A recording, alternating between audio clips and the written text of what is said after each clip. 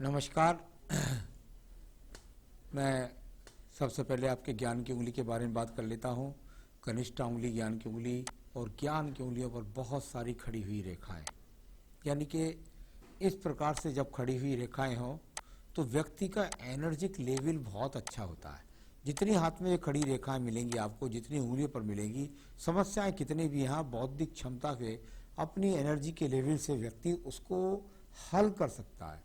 तो ये अपने आप में भले ही सूर्य की उंगली के प्रथम पर्व तक नहीं पहुंची है, लेकिन व्यक्ति बौद्धिक क्षमता का इस्तेमाल भरपूर तरीके से करता है, बहुत मेहनत करता है, व्यवहार में अच्छा होता है और अपने साधन बनाने की हिम्मत स्वयं में व्यक्ति के पास होती है। आइए बात करता हूँ आपकी सूर्य की उंगली के बारे में। जो जीवन के अंदर इस पर रेखा पर देखता हूँ तो फर्स्ट पर्व पर जाकर कुछ जाली जैसी इसकी कर्तियाँ बन जाती हैं, यानी ये वो जालियाँ हैं। जब सूर्य की उंगली पर ये जालियाँ बनने लगे, सेकंड पर्व तो व्यवहारिक है, कोई बात नहीं है, कोई ज़्यादा क्रोध नहीं करते हैं, नीचे भी सही है, संसार में जो आपका जो जहाँ जिस लोकेलिटी में रहते हैं वहाँ पर आपका सम्मान भी ठीक है, किसी प्रकार का कोई बदनामी का योग नहीं है। तो यहाँ फर्स्ट पर्व जब इस प्रकार का हो जाता है तो दो बातों के लिए मैं कहता हूँ। एक बात, आँखों के रोग के लिए सावधान रहें। दूसरा, जो कोलेस्ट्रॉल है, शुगर है, जो हार्ट से रिलेटेड बीमारियां होती हैं, मैं हार्ट की बीमारी की बात नहीं कर रहा हूं, उन पे व्यक्ति को ज़्यादा ध्यान, यानी कि कुल मिलाकर आपके साथ दवाई का साधन जुड़ जाता है। यहाँ उंगली अपने आप में शनि की उंगली से मिली रही है। निश्चित रूप से आपने अपने माता पिता की बहुत मन के साथ सेवा की होगी। यहाँ थर्ड पर्व की उंगली के बारे में बात करता हूँ, शनि की उंगली, जो आपके स्वास्थ्य की स्थिति को बताएगी। धन की स्थिति को देखता हूँ तो थोड़े सा बहुत स्क्रेडिट है, आपके धन पर लोगों की निगाह है। यहाँ कुल मिलाकर ये थर्ड पर्व फिर यहाँ मानसिक जो थोड़ा पीड़ित निकला, यानी कि रोगों का आगमन आपके पास में प्रवेश कर चुका है। तो यहाँ इस प्रकार की स्थिति है। धन से संबंधित कोई विशेष समस्या नहीं दिखती, लेकिन स्वास्थ्य का प्रति आपको विशेष रूप से ध्यान देना होगा। आपकी बृहस्पति की उंगली पर वर्तमान की स्थिति में पत्नी का सहयोग पूरा, संतान का सहयोग पूरा और ईश्वर की कृपा पूरी, और साथ ही साथ सद्बुद्धि भी आपकी पूरी तरीके से काम कर रही है। तो बृहस्पति की उंगली से किसी भी प्रकार का कोई यहाँ पर ज़्यादा रोगों की स्थिति नज़र नहीं आती। तो चलिए, पेट सही रहता होगा आपका, जहाँ तक ख्याल है। तो अब बात करते हैं, यहाँ पर मैं आपकी बात कर लेता हूँ बुध पर्व के बारे में। बुध का पर्व तय करेगा वर्तमान की धन की स्थितियों के लिए। वर्तमान की धन की स्थितियों पर जब इस प्रकार से रेखाएं एक दूसरे पर चढ़कर चलने लगे, मैंने बताया है कि यदि यहाँ पर रेखाएं हों, आपके पास 3-4 रेखाएं हैं, 5 रेखाएं हैं, समान अंतर हैं, एक दूसरे पर चढ़ नहीं रही हैं, एक दूसरे को काट नहीं रही हैं, तो धन के आगमन सामान्य रूप से बने रहते हैं। परंतु बुध पर्व पर जाकर के जब ये रेखाएं एक दूसरे के ऊपर चढ़ने लगे तो धन पर के आगमन तो सही बने हुए हैं, धन तो रहेगा, लेकिन उसको कहाँ सही रूप से कैसा करना है, इस चिंतन को लेकर के, क्योंकि बुध पर्वत बुद्धि का भी है, वो आपको काफ़ी सता रहा है, परेशान कर रहा है कि उसको धन का किस प्रकार से समायोजन करूं। मैं बात करता हूं आपके सूर्य पर्व के बारे में। सूर्य का पर्व अब जो आपकी, क्योंकि 74 वर्ष की आयु है, यहाँ पर देखा जाएगा कि आपके मन की स्थिति, आपको हार्ट जैसे रोग या आपकी यहाँ पर कुल मिलाकर आँखों के रोग, तो ये सारा बिखराव कुल मिलाकर इन चीज़ों को प्रभावित करेगा। आपको ध्यान रखना है, मैंने ऊपर भी बताया था, जो दवाइयाँ हैं रेगुलर रखें और साथ ही साथ सूर्य की आराधना करते रहें, जिससे आंखों की रोशनी बनी रहे और सब कुछ उत्तम तरीके से आपके जीवन में सम्मान बना रहे। यहाँ पर बात करता हूँ मैं आपके पर्व की, इसको बोलते हैं शनि का पर्व, और शनि के पर्व पर धन की रेखाओं का खड़ा होना अनिवार्य सूत्र होता है। यहाँ पर जब ये रेखाएं खड़ी रहती हैं तो ये वो रेखाएं हैं जो जीवन के अंत समय तक यदि मिली हुई है तो व्यक्ति को जीवन के अंत समय तक धन के आगमन प्राप्त कराती हैं। कुल मिलाकर आपके पास जीवन के अंतिम समय तक धन रहेगा, इस बात को बताने वाली ये रेखा यहाँ पर मौजूद है। अब बात करता हूँ मैं आपके बृहस्पति के पर्व के बारे में। अभी बृहस्पति के पर्व से निकलने वाली ज़्यादा रेखाओं का संबंध यहाँ पर एक दूसरे पर ज़्यादा चल कर के रह गया है। इससे क्या होता है, कभी कभी क्या होता है, बृहस्पति जो कारक होता है वो ईश्वर की कृपा का होता है, यानी इस समय बहुत ज़्यादा आस्था जो है, जितनी ज़्यादा खड़ी रेखाएं यहाँ बन जाएंगी उतनी व्यक्ति की आस्था हो जाएगी भगवान के प्रति। तो यहाँ इस प्रकार की रेखा यहाँ पर है। और आपका एक सवाल है मेरे पास में, मेरी इच्छा है कि मैं भगवान का मंदिर बनाऊं, इच्छा पूरी कब होगी, या कोई धर्म का कार्य करना चाहता हूँ। जो मेरा अनुभव कहता है, मैं इस सवाल का जवाब यही दे रहा हूँ आपको, जो मेरा अनुभव है उसके अनुसार यहाँ पर जो ट्रस्ट, जो मंदिर जैसी चीज़ें की स्थितियों को तैयार करती हैं, जो लकीरें जो तैयार करती हैं, वो स्थिति यहाँ पर धर्म की दिखाई देती है। यानी कुल मिलाकर आप पूजा कर सकते हैं, पाठ कर सकते हैं, पुण्य भी कर सकते हैं, दान भी कर सकते हैं, हॉस्पिटल में भी दान कर सकते हैं, ट्रस्ट में भी दान कर सकते हैं, लेकिन स्वयं से मंदिर बनाने वाली रेखाएं मुझे जो चाहिए, जो मुझे अनुभव में, वो अभी मुझे नज़र नहीं आई। अब दिखाई दे रही हैं, हो सकता है ईश्वर की मर्जी हो जाए और यहाँ 4 से 5 साल में या आगे आने वाले समय में ऐसी रेखाएं बन जाए। अगर अपने प्रयास को जारी रखिएगा, बना सकते हैं। आइए बात करता हूँ हृदय रेखा के बारे में। हृदय रेखा ऊपर से नीचे तक बहुत बुरी तरीके से कटी हुई है। इस कटी हुई रेखा का फल क्या होता है? देखिए, आपका एक सवाल है, मेरा और मेरी पत्नी का स्वास्थ्य कैसा। तो यहाँ से पत्नी का स्वास्थ्य पता लगता है, पत्नी से संबंध पता लगते हैं, हृदय के रोगों का पता लगता है, और मन के कारकों से जुड़े हुए व्यक्ति का पता लगता है। मन के अंदर बहुत सारी चिंता है, बहुत ज़्यादा उठान पटन है। वर्तमान में भी ऐसी रेखा जब होती है तो स्वयं भी व्यक्ति बीमार होता है और पत्नी के भी रोग चल रहे होते हैं। तो स्वास्थ्य आपका भी यहाँ ठीक नहीं दिखाई दिया ऊपर से मुझे, और यहाँ पर आपकी पत्नी का भी स्वास्थ्य दिखाई नहीं दिया। उसके लिए मैं उपाय बता दूंगा तो आपका ठीक हो जाएगा। तो चलिए, ये सब बताया मैंने आपको। अब बात चलता हूँ मैं आगे आपके यहाँ पर सीधा सीधा एक तीसरे सवाल पर। आपका है, मेरा फाइनेंस पोजीशन कैसी रहेगी।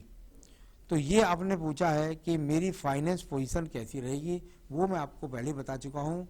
आपके जीवन के अंतिम चरण तक आपको किसी के आगे हाथ नहीं पसारना पड़ेगा, आपकी फाइनेंस पोजीशन ठीक बनी रहेगी।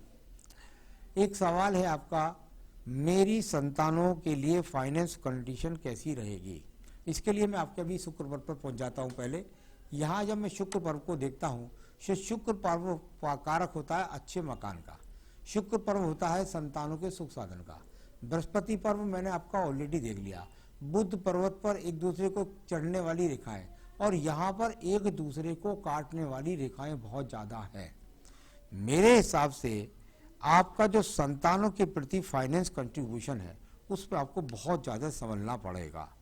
कोई ऐसी स्थिति ना बन जाए जिसके कारण संतानों में आपस में तनाव हो जाए, उसके लिए आपको बहुत चलना पड़ेगा। और अपने संसाधनों को जीवन के अंतिम समय तक जोड़कर रखना चाहिए ही। ये तो पक्का होता ही है कि अपने पास जाइए, चाहे डाक खाने में पैसा जमा करिए या कहीं करिए, जिससे आपको नियमित पैसा मिलता रहे। लेकिन यहाँ पर ये बहुत विवादित रेखाएं हैं, और उस बुध पर्वत पर भी देखी मैंने, कुछ बृहस्पति पर भी देखी। तो कृपया करके अपनी संपत्ति जो फाइनेंस कंट्रीब्यूशन है वो जो करेंगे, उसका तालमेल बना करके बहुत ज़रूरी है, वरना वो संतान सुख सहयोग में आपको प्रताड़ना का सामना करना पड़ सकता है। तो चलिए, ये आपका इस सवाल का जवाब भी मैंने यहाँ दे दिया। अब चलते हैं हम सीधे सीधे आपके कर्म पर्व पर, जिसको बोलते हैं मंगल प्रथम पर्व। प्रथम मंगल पर्व इस समय पर बहुत सारी आपस में एक दूसरे को रेखाएं काट रही है। जब इस प्रकार की रेखाएं काटें तो देखिए, संपत्ति से संबंधित विवाद की बहुत ज़्यादा संभावनाएं बढ़ जाती हैं। यानी आपके संपत्ति आप बांटें या आपका संपत्ति का बंटवारा आपको मिले, उसमें बहुत ज़्यादा। साथ ही साथ इतनी रेखाएं जब अंदर पीड़ित करने लगें, एक दूसरे को काटने लगें, तो व्यक्ति स्वयं से भी मन से मानसिक अशांत हो जाता है। तो इसका आपको ध्यान करना होगा। बात करता हूं आपकी बुद्धि रेखा के ऊपर। बुद्धि रेखा बैलेंस बुद्धि रेखा, अब इस समय बुढ़ापे की बुद्धि रेखा है, ठीक ठाक अपनी आयु के पक्ष तक पहुंच चुकी है। बुद्धि रेखा में किसी प्रकार का कोई बुराई नहीं दिखाई देती। यानी बुद्धि का इस्तेमाल कीजिए और सही रूप से उसका उपयोग करके अपने जीवन का आनंद लीजिए। तो ये अपने आप में ठीक है, बहुत लहरदार रही है, विचारिक वाली है, बहुत ज़्यादा विचार करते हैं, सोचते हैं, तो ये सब बातें इसके अंदर है। सेकंड पर्व पर मुझे जो रेखाएं दिखाई देती हैं, ये वाली रेखाएं, ये किसी विवाद का सामना या मुकदमे का सामना आपका अगर चल रहा हो तो उसके लिए आपको अच्छे संकेत इसमें हैं। क्योंकि इसमें ये वो जो खड़ी हुई रेखाएं हैं, छोटी छोटी जो खड़ी हुई रेखाएं दिखाई दे रही हैं, इनको बोलते हैं हमारे यहाँ विनिंग रेखा। जब विनिंग रेखा हाथ के इस मंगल पर्वत पर होती है तो अपने झगड़े झंझटों में जीत दर्ज करता है व्यक्ति, और अपनी समस्याओं को बिल्कुल हल करने की पूरी प्रवृत्ति उसके पास होती है। यहाँ बात करता हूँ मैं आपके चंद्र पर्वत के बारे में। चंद्र पर्वत और चंद्र पर्वत यदि देखता हूँ तो कोई बहुत ज़्यादा खराब रेखा तो नहीं है। इसमें से कई रेखाओं का संबंध जाकर आयु रेखा के पक्ष तक बना। आपके जीवन में दूर स्थानों से जुड़कर यात्राएं, तीर्थ यात्राएं, विदेश तक जाने के संयोग थे रहे हैं। अगर आप कर आए हों तो बहुत ही अच्छी आपके पास बात है। तो ये एनर्जी चंद्र परिवर्तित है, कोई डिप्रेशन का रोग यहाँ पर नहीं है। अब मैं बात करता हूँ इसके बाद आपकी एक व्यापारिक रेखा के बारे में। यहाँ आपकी जो व्यापारिक रेखा है वो कुल मिलाकर के आपके नीचे मणिबंध से जाकर के सीधा और ये बुध पर्वत तक गई है। यानी अपने जीवन के अंदर परिवार से भी आपको प्रतिष्ठापना अच्छी मिली और अपने जीवन में अपने बुद्धि का सदुपयोग करके यदि आपने व्यापार को चुना होगा तो बिल्कुल अच्छी तरीके से उस व्यापार को आप कर पाए होंगे। तो ये इस तरीके से भाग्य रेखा को, यहाँ नीचे वाली भाग्य रेखाओं को विश्लेषण नहीं पढ़ सकते क्योंकि इस आयु के पक्ष से आप पूरी तरीके से गुजर चुके हैं। तो ये भाग्य रेखा थी हाथ के अंदर। यहाँ 35 वर्ष के बाद परिवर्तन था और भी बहुत सारी रेखाएं बीच में काटी, उठा पटक, व्यापार में उठाव ये सब गुजरी हैं। तो अब तो ऊपर का पक्ष देखा जाएगा जहाँ 74 वर्ष आप है, तो वो मैंने आपको बता दिया, आपको अनुकूल है। तो चलिए ये आपका यहाँ पर हुआ। शुक्र पर्व आपका मैंने बता दिया, भाग्य रेखा बता दी, सारी बताई। इसके बाद बताता हूँ आपकी यहाँ पर आयु रेखा के बारे में। आयु रेखा, और यदि देखेंगे आपकी आयु रेखा तो बहुत ही मजबूती के साथ में बिल्कुल इस तरीके से जाती हुई और ये मणिबंध के आसपास तक पहुंचने का प्रयास कर रही है। यानी इस समय कह सकता हूँ लगभग 85 वर्ष, 86 वर्ष और आगे भी ये रेखाएं बढ़ती रहती हैं। तो टेंशन की जरूरत नहीं, क्योंकि आपकी हृदय रेखा भी काफ़ी लंबी है और बुद्धि रेखा भी काफ़ी लंबी है और उसके गणित से कहीं भी आपकी उम्र 90 वर्ष तक बिल्कुल पहुँच सकती है, इसमें कोई शक नहीं है। तो चलिए ये तो सब बताया मैंने आपको और आपके सवालों के जवाब बताए। समाज में रुतबा कैसा रहेगा ये पूछा है आपने सवाल। आपका समाज में स्थान बिल्कुल सही बना रहेगा, उसकी चिंता आप ना करें। और मेरे प्रति मेरी संतानों का लगाव कैसा रहेगा। मैंने आपको बताया था कि आपके यहाँ से मुझे कुछ शुक्र पर्व से, कुछ बुध से, कुछ मंगल से मुझे कुछ विवादित क्षेत्र लगे, यानी कहीं आपकी संपत्ति ही आपका दुश्मन न बन जाए। उसको डिवाइडेशन बिल्कुल सही तरीके से करिएगा, क्योंकि कुछ संतानों के अलगाव होने का कारण वो बन सकता है, ऐसा शुक्र पर्व बता रहा है। मैं मेरी तरफ से पुत्री को मकान देना चाहता हूँ, दे पाऊंगा या नहीं। देखिए इसमें अपनी अपनी वैचारिक धारा है। आपके पास कितनी संपत्ति है, एक पिता यही चाहता है कि मेरी सब संतान अनुकूल हो, लेकिन देश काल पात्र में और कलयुग के अंदर एक पुत्र कभी नहीं चाहता कि उसका पिता उसकी बहनों को या अपनी पुत्री को कुछ धन संपत्ति दे। संपत्ति देना, उसे नगद पैसे देना कोई भारी पड़ता है। ये देश काल पात्र की बात है, इसको आपको अनुकूलता से बंटवारा करना है, जिससे आपका सभी पुत्र और पुत्रियों में समानता से सम्मान बना रहे। मैं तो सिर्फ ये बता सकता हूँ आपका स्वास्थ्य कैसा अनुकूल रहे और आपका जीवन आनंदमय से कैसे बीते।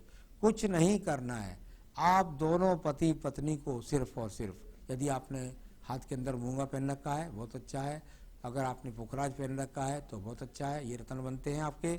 ना हो आपके पास पुखराज पहनना ना रखा हो या मूंगा ना, तो आप मुझसे मंगा सकते हैं। पूजा के अंदर मैं आप दोनों को कहूँगा कि आप रोजाना अपनी पूजा के अंदर दोनों जने कुल मिलाकर देवी कवच, दुर्गा सप्तशती का देवी कवच का नित्य पाठ करें और भगवान शिव की पूजा जितनी सी ज़्यादा से ज़्यादा करेंगे उतना आपके लिए अनुकूल रहेगा। नमस्कार।